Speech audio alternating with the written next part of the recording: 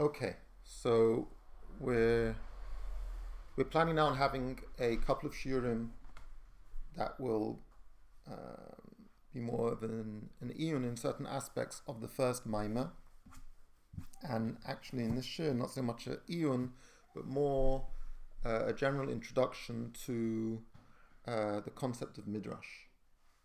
So the whole maimah is based on the Medrash Rabbah, which Rashi brings at the beginning of the Torah, and which we bring two midrashim.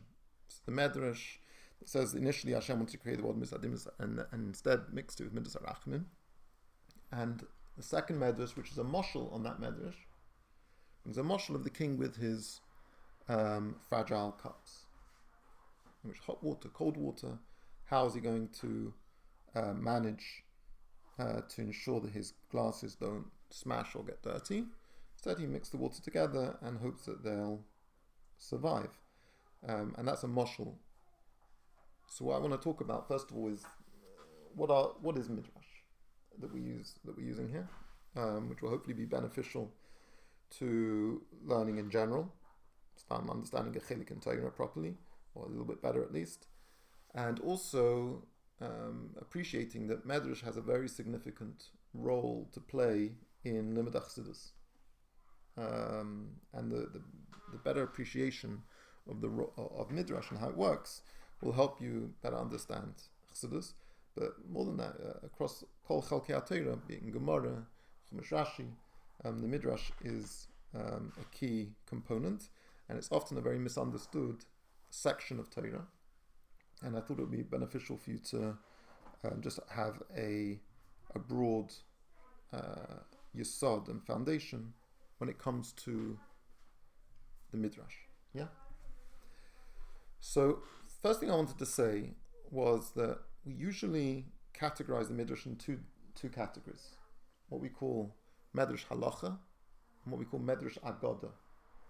So midrashim that are concerned with deciphering halacha, and the midrashim that are more about interpretation of and conceptual, and engage more in what would sort of fit into a category of sort of musa and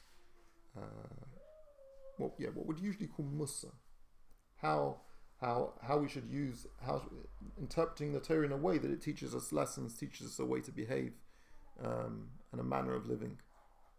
And that's the usual division, chalukah, that we make in Midrash. You've got Midrash Agada and Midrash Halacha. The earliest Midrashim, another thing, Midrashim are collections. We don't usually associate a Medrash as being written by one person at a particular time. A Medrash is usually a collection of interpretations. Now, some Midrashim will be more consistent and neat, and will indicate they come from one source or a source of people from the same time in the same base Medrash, the same circumstances, using similar language and terminology. But others will be more of a broader collection of sayings and ideas. So there are collections of midrashim that are clearly from the time of the Tanoim. So they can be classified as a set of texts that are similar in time and in authors as the Mishnah, the Tosafta, the Braisos, and so it would be a Tanaitic source. But the thing about it is it's very different from those sources. So the midrashim that we use, usually from the time of the Tanoim, are generally midrashe, what we call midrashe halacha. They're involved in interpreting the Chumash in a manner that we can derive halacha from it. Now that doesn't mean that they don't have any agada in them. They also include agada, but their primary focus is halacha, and that's why they're called midrashei halacha. And they go pasuk through the Torah, interpreting it. Now that's very different pattern of interpretation than the Mishnah and the Tosefta. The Mishnah and the Tosefta starts off from the Seder that we have in the Mishnayos, which is already organized in a manner of the halacha, and you very rarely will find in the Mishnayos reference to psukim. It's not a direct interpretation of the Chumash. It's already operating on a different plane of sort of halacha than you'd find in the midrashei halacha. So midrashei halacha are, for example, the mechilta. So the mechilta is an interpretation of Sefer Shmos. There's two mechiltas. There's the mechilta de Rabbi Yishmael, and there's the mechilta de Rabbi Shimon bar Yochai. And I'll talk a little bit about what might be the difference between them in a second. You have the Sifra, which is sometimes called Teres Kohanim, which is on Sefer Vayikra. And the Sifrei, which is on Sefer Bamidbar and Sefer Devarim. There isn't anything on Bereshis, because in Bereshis there's no halachas to deal with, right? There are a few others, but those are the main ones that are from that time period. Now, many in the study of Medrash, people have tried to distinguish and say there's two main schools of Medrash halacha. There's the school of Rabbi Yishmael and the school of Rabbi Akiva. Now, you may remember, in the Gemara, you have lots of machlekes between Yishmael and Rabbi Akiva. This is the same one that wrote the Sifra? The Mechilta. Okay. Well, it's not just they wrote it, it's from their base Medrash, meaning that they have different styles, and they also have different klolim in how to interpret the Torah. So you see a lot of machlekes between Rabbi Yishmael and Rabbi Akiva, the Hadron of the Rebbe on it.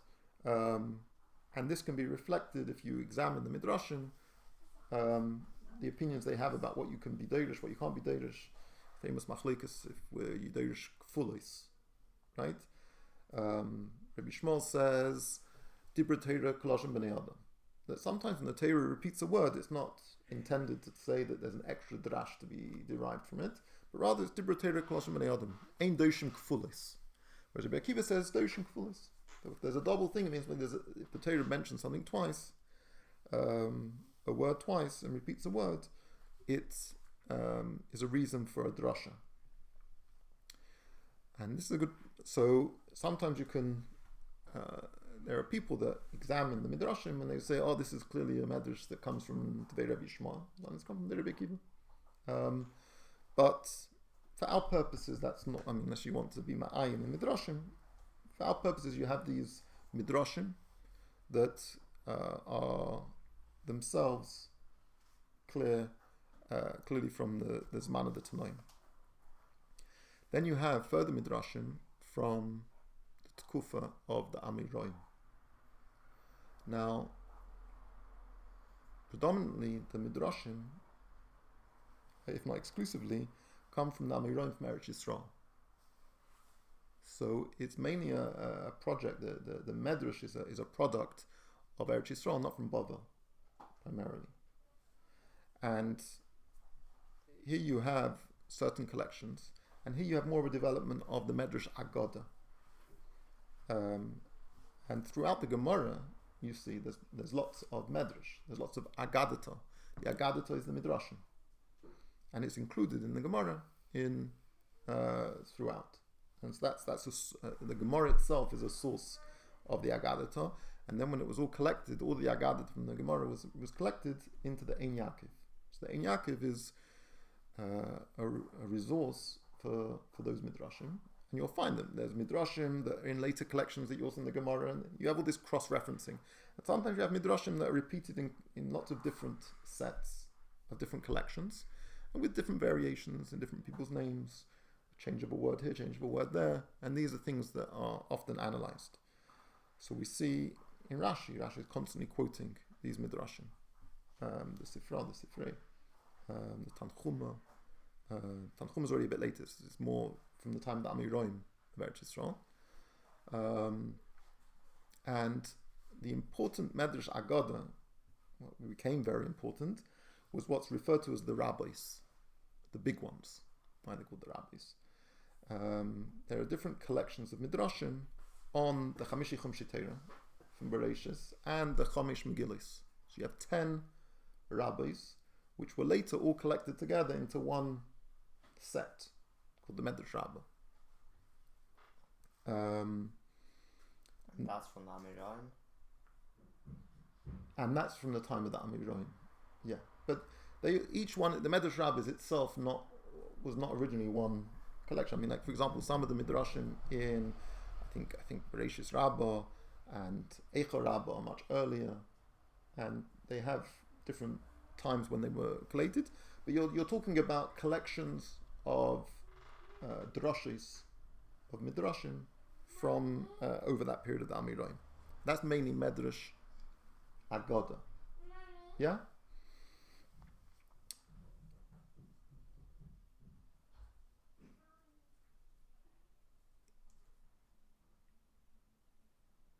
The role of the Agadata is, and I mean, in a sense, you can see it in the Gemara. When you learn in the Gemara, you have sections which are clearly Sugyas and Halacha, and then you have sections which are Inyanim of Agadata. But in the Gemara, you see it's completely intertwined. There isn't a sense we're going to make even though you make the Ein Yaakov as a separate book, but in the Gemara itself, it doesn't accept that there should be this chalukah and this separation. And the Inyan of the word medrash, if you take the word dorash means to seek. So to seek out the meaning of the pasuk. So when we say medrash, often we use the term medrash as opposed to pshat. Now in the medrash halachas, in the medrash halacha that you'll find in the Mechilta and the Sifra and the Sifrei, Rashi quotes from them regularly, right? Because there the medrash is according to the pshat. Just because oftentimes people use medrash as a sort of a shorthand to describe something that's fanciful. It's not lefia pshat. It's just a completely off the wall suggestion, right? Sometimes you find a medrash that's is entirely, very creative thinking.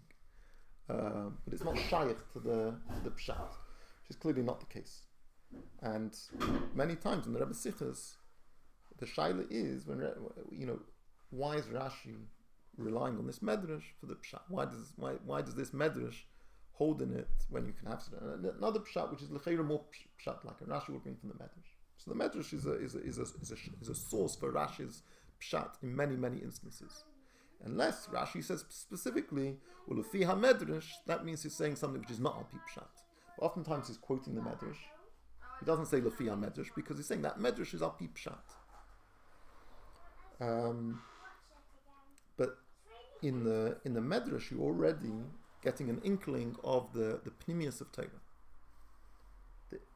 In the Medrash Agada, it's explaining the Torah on a level which is not the surface level, not the straightforward level, not what you might call the natural level, the pshat, the natural interpretation, but rather it's the medrash. The medrash is already, the medrash Agada is going into the more the pnimius and the soid, what is sort of hidden within the words of the Torah, to give us that interpretation.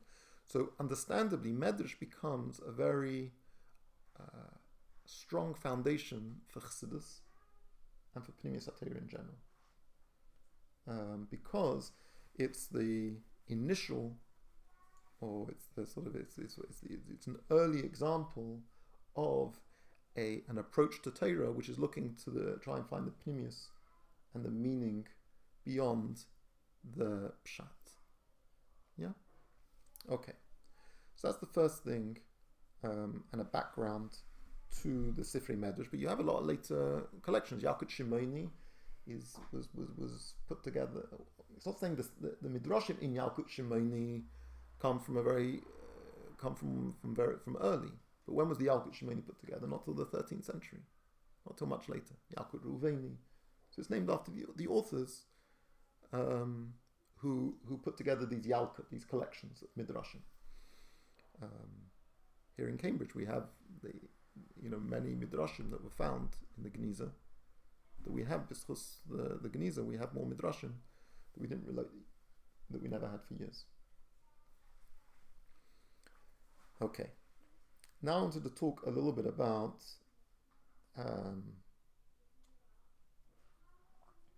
Medrash, how it is in Chassidus and Chabad. So in the Alter Rebbe Shulchan Aruch, in Hilchas Talmud Torah, Perek Beis, Halacha Beis, Alter Rebbe is talking about somebody who's already an accomplished lamdan. He's already gone through a primary education. He knows the whole Torah Shebechaf, Torah Shebal Peh. So he should do Chazorah from time to time, make sure he doesn't forget it. But once he's done that, instead of splitting his time up, a third this and a third that, no, he can focus purely on Iyun, right? He can learn Iyun, the Pilpul, be Mechadish, Chidushi Torah, and that should be his main focus in his Limud Torah. Then Alter Rebbe adds, so too v'chein b'drashis ha'hagodis, in the Agadah, in the drashis, in the Midrashim, l'sbayne mitoicham musa haskel leides Hashem, to contemplate these Midrashim, to know the ways of Hashem. K'mei she'amru chachamim v'tchein shetaki mi she'amar v'aya eilam limed lamed divrei Agadah shemitoich kach atamakis HaKadosh Baruch Hu. If you want to know who created the world, who spoke and the world came to be, learn the Agadah, and from that you'll come to recognize the Eibishter, Mistabik B'drachav, and follow and cleave to his ways. Ki roiv soides HaTorah, the majority of the secrets of the Torah, Shi Chochmas HaKabbalah V'Yideyas Hashem, which is the wisdom of Kabbalah, the knowledge of Hashem, Gnuzim Ba'agodis, is concealed in the Agodis. So I was saying before, the Medrash is this sort of primary project of being Megala, the Pnimius of Torah, but it's in a manner, just like everything, Megala Tefach Mechasit Fachayim. You reveal something, you conceal something. It's not so easy. You look in the Medrash, it's not so easy. You have to learn it with all the Mefarshim and try and figure out what the Medrash is saying. But it's not necessary. But this is the initial project of revealing the Pnimius of Torah. And so a person, even if they're very accomplished in Limud Torah, and their main focus is learning in Pilpul, and being Mechadish Chidushei Torah, they should take time to be mispeinen on the Midrashim, on the Medrash Agadah. Okay, so the Alter Rebbe is in Shulchan Aruch. I think even later, he also says, somebody who's not shaykh to learning the whole time, in Halacha Tes, says,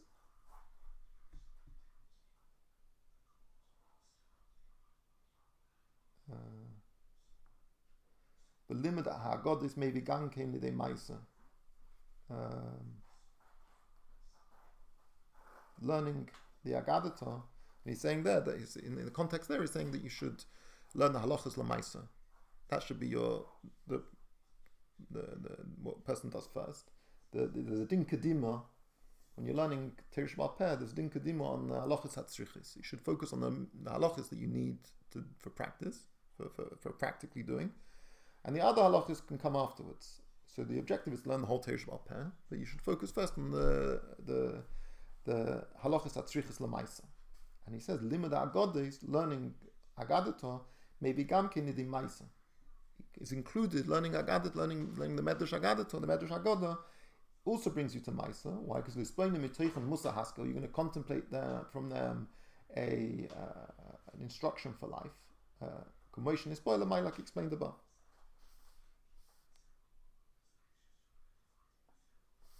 So we see from Alter Rebbe the importance of learning Medrash Agadah. Now, also in Tanya, in Geras HaKodesh Simon Chaf Gimel, the Alter Rebbe encourages the communities that he's writing to, that they should learn Ein Yaakov. They should make a shir in Ein Yaakov. Between Mincha Ma'ariv, during the weekdays, there should be a shir in Ein Yaakov.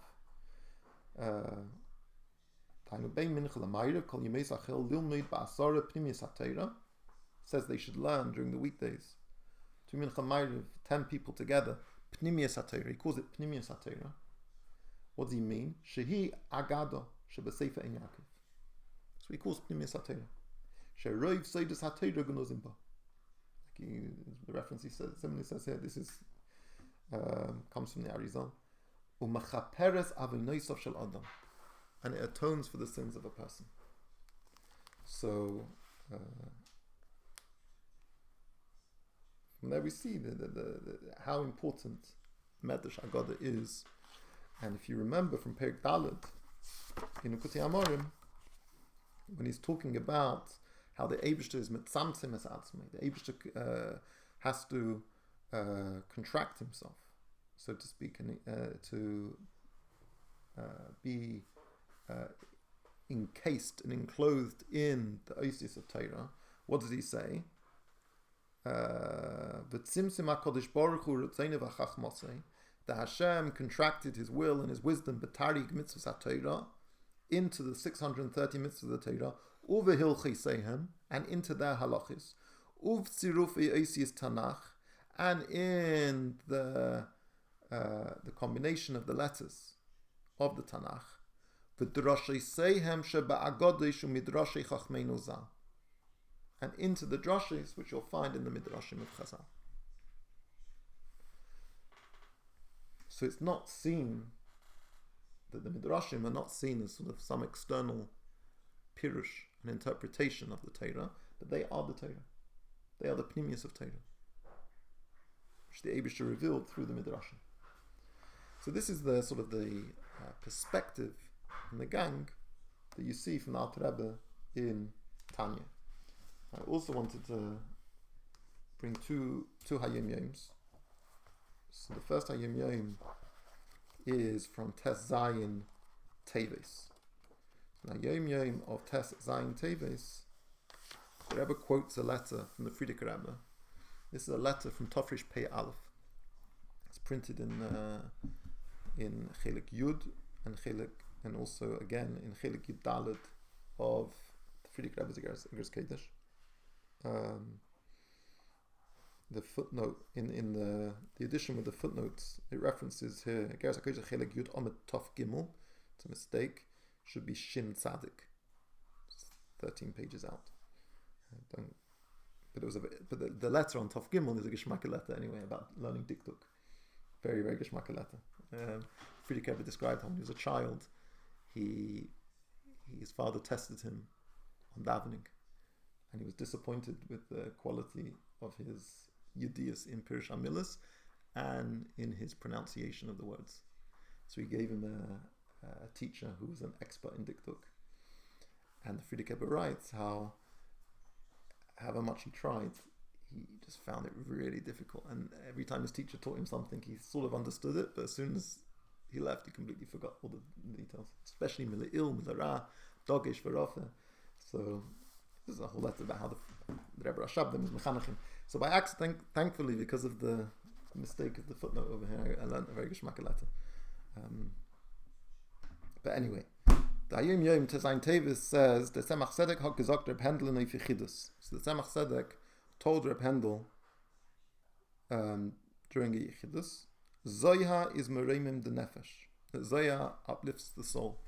Medrash is me'ered das Herz, and Medrash arouses the heart. And Tehillim mit Treren waschen eistikli, and Tehillim with tears washes out the vessel. So the context of this in the letter was the Frierdiker Rebbe was talking about Avodah, the difficulties of Avodah, that you have to, first of all, you have to be Meloshen Ibud Eires, you have to work, you have to tan the hides, so they should be supple and soft to be used for leather, and the various difficulties in achieving that. And in this letter, he recommends to the person that they should have a shir in Medrash Rabbah, a regular seder in learning Medrash Rabbah, And this is Aveda.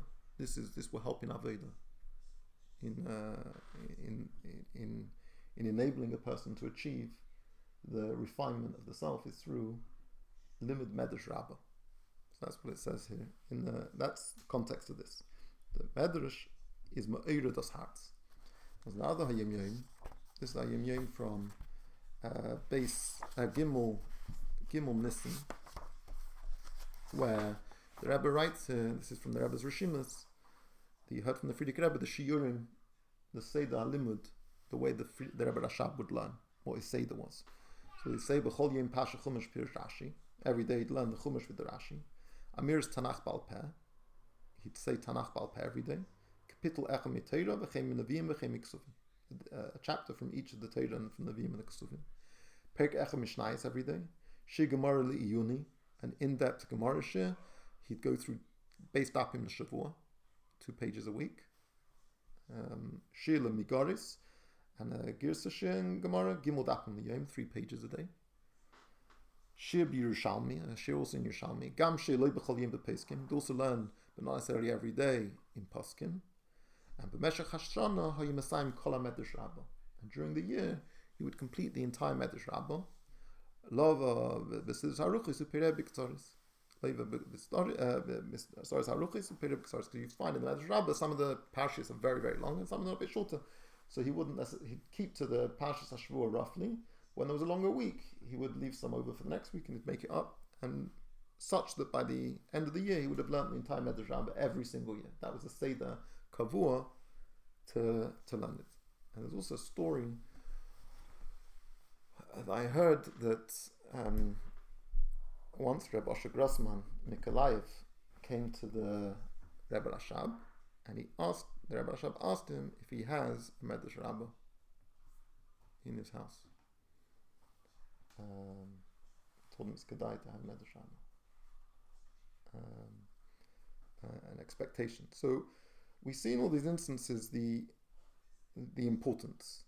And we know from all the Maimorim, they're very, very often based on a medrash. A medrash is a foundation. What we have in the beginning of Sha'achil Ve'amunah, which we say Pirush Abal Shem Tov. The Pirush Abal Shem Tov, L'Olam Havai Devarch Nefesh Shemayim, that the Maimah Yehira Kiyah is always ständig, is constantly enlivening the Shemayim. Right? And the whole question: why do you say Pirush Abal Shem Tov? It's a medrash. It's a medrash. It's a Medrash Tilim. We say because the Baal Shem Tov was mefarsim this Medrash, so he deserved it to be in his name. Different explanations why it's in the name of the. But L'Bepoyel, the Inyan is something to be used on a Medrash. The foundation of the idea is the Medrash. Bossi Legani, the Medrash.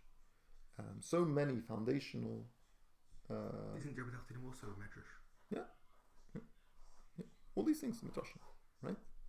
So it's a good idea to have to be a little bit familiar and understanding of what the Medrash is and how it's working and where it comes from and what's being quoted and what you can refer it to and how you can utilize it. But we refer to Maimorim as drushim, which is Milashon Medrash, right? It's a drush. Maim is a drush, and the pu'ula of a Maimah Chassidus is in a very similar way. It's taking psukim and it's being mefaris them a lot in an oifen of medrash, very similar in a comparable way. And one of the ways, the very distinctive modes of the medrash is this idea of the moshel, which is what we've got over here. We've got this moshel of the king and the cups. Now, the question is, what is the point of a moshel? When throughout the midrashim you're going to find mishalim. There was a king and there was a pauper and there was a this and there was a that. You constantly coming against these midrashim, these mishalim. When you think of a moshel, what do you assume the function and the purpose of a moshel is? Throw it, you can stand it in Shel. Right. So that is one way of describing a moshel. A moshel is. What's the assumption of a moshel? The assumption of the moshel is that the reader doesn't understand the nimshal. That if you just say the nimshal, that alone would not be understandable. Right? So you bring along a mashal, and the mashal enables the person, because you take the idea and you bring it into terms and circumstances which are familiar to the reader, to the listener, and then through that they'll be able to have an understanding of the nimshal. Now, if you understand the mashal, does that mean you understand the nimshal? By understanding the mashal, do you automatically understand the nimshal? If I were to tell you a story that I had these fragile cups, if I was just to tell you a mashal, the mashal alone teach you anything, what would it teach you? If it in that sense, I have these cups, very fragile. I'm worried if I put too much hot water in, they're going to crack. If I put cold water in, they're going to get all congealed. The outside's going to get all dirty, and I don't want to get dirty because they're that fancy cups. So what I did is I took this water and I put it together and I made it sort of lukewarm, and I'm hoping that they won't crack and they also will stay nice and clean. Did that mashal teach you anything? No. It's not. That isn't even a mashal. That's just a story. What makes it a mashal? Yes, has to explain the nimshal. Right. So I'm sure after you know the nimshal, then you'd make a mashal. So what do you need to know first? Do you need to know the nimshal first or the mashal first? You wouldn't need to know the nimshal first. Doesn't matter. Once you know the nimshal after the mashal, then the mashal becomes a mashal. Yeah, okay. I don't have a definite answer. But you appreciate that they don't exist in isolation. They relate to each other. That's one way of explaining the function of a mashal. Now, you could also explain the function of a mashal to be the opposite. That you're trying to complicate things. You're trying to conceal things. Instead of revealing something, explaining something, you're trying to cloud it in mystery. So you say this bizarre sort of mashal, which just leaves the person a bit perplexed. And why would you want to do that? Why would you want to confuse someone? What would be the objective? What would be the function? Without telling them the mashal, the nimshal? They know the nimshal, and then you tell the mashal, and the mashal is not explaining the nimshal, it's confusing the nimshal. So through that he'll understand what the nimshal really is. But it's confusing it, it's not explaining it. But after he understands it, he will understand it. What it does is it creates a barrier for certain people to understand it. Who's going to understand it? Only people who are able to understand riddles. Who can understand riddles? Smart people. When you're teaching Pnimiyas HaTorah, you don't necessarily want everyone to understand it, because it's possible they won't know how to utilize it properly. It's the sense of it being an elitist endeavor to learn Pnimiyas HaTorah. So the mashal comes and creates a certain level of confusion. Instead of it being, so which is the opposite of what we said before, instead of it being an explanatory tool, it becomes a tool of obfuscation, of complexity. Yeah? Alternatively, you can think of it as the mashal as a different type of device. It's not purely to explain. It's not that it has its only function is for you to be able to go back to the nimshal and explain and understand the nimshal. And once you've understood the nimshal, you can take the mashal and throw it away. Don't need it anymore. It served its function, right? Because the goal is the nimshal. The mashal can also serve as a way of extending the nimshal, expanding the nimshal. It creates these types of, it's not necessarily these sort of extensions and similarities that broaden the concept outside of it than it was previously appreciated. So, for example, in our case, all you have is Midas Adin, Midas Arachamim, you have the Eibishter, you have the world, you have those four functions. Now all of a sudden you have kaisis, you have cups, you have the idea of chamimus, hot water, you have cold water, you have further explanatory tools, which previously, however well you say you did understand the nimshal without the mashal. You only understood the nimshal in a limited form. Now, with the mashal, you've broadened the horizons of the nimshal. The nimshal didn't have any of these components before. It's not just explaining the bare bones of the nimshal, it's actually adding and elaborating and form. So it's a sort of rhetorical device of saying the same thing plus one, plus two, more things, and create. And then what we find in the Maimah is the Maimah itself does that again. Oh, you say kois, I say dibul, I say malchus, I say isha, and we've got this expanded idea of this original medrash, which was very short. In a similar way to you have like a Mishnah in the Gemara, everything but kitzur in the Mishnah, everything but kitzur in the medrash, and the moshel itself is a sort of an expounding of something that was always in the nimshal, but it would never have been uncoverable without the moshel. And this you'll find in the Rebbe Sichos.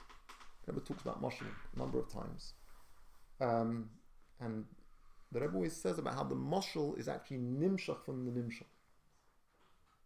It's not.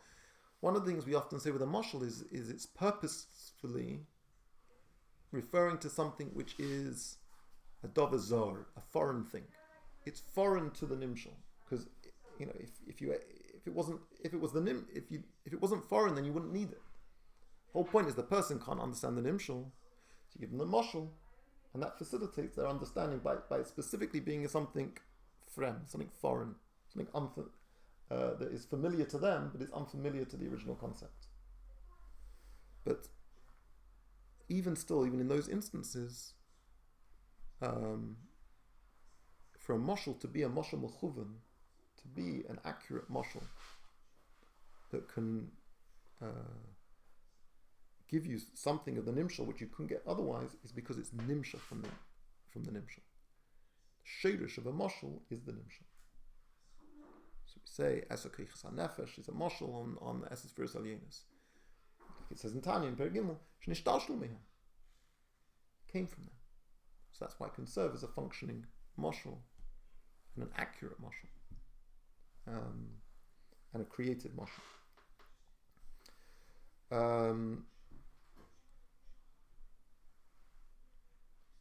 So this medrash that we're dealing with, this medrash of Midas Hadim Nisarachamim, is in Shal Yichud Ve'amunah Perek Hey. Right? So the origin of this whole idea of din and rachamim and these two forces, this first inyan in Pnimius HaTorah, where you have Kav Smoil, Kav Yamin, what you might with Chesed and Gvura, or you might talk about it as Eiris and Kalim, or you talk about Eir and Cheshech, or you talk about Kav Rishimu,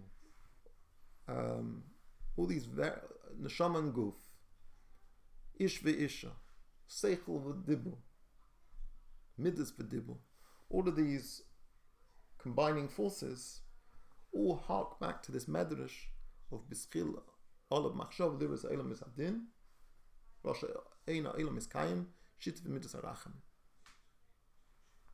And this is what we're the foundation of this very fundamental idea of Gilui and Helam, which is which we know from is the whole beer of Shaykh al-Amunah. A whole explanation of Achdus Hashem is reliant on this concept. So it's not just there's a medrash, let's get to the Chassidus. The medrash isn't a separate thing from the Chassidus. It's the foundation of the Pnimius HaTorah, which is being expounded upon and elaborated upon and extended upon by the Maimah. Okay, any questions? No.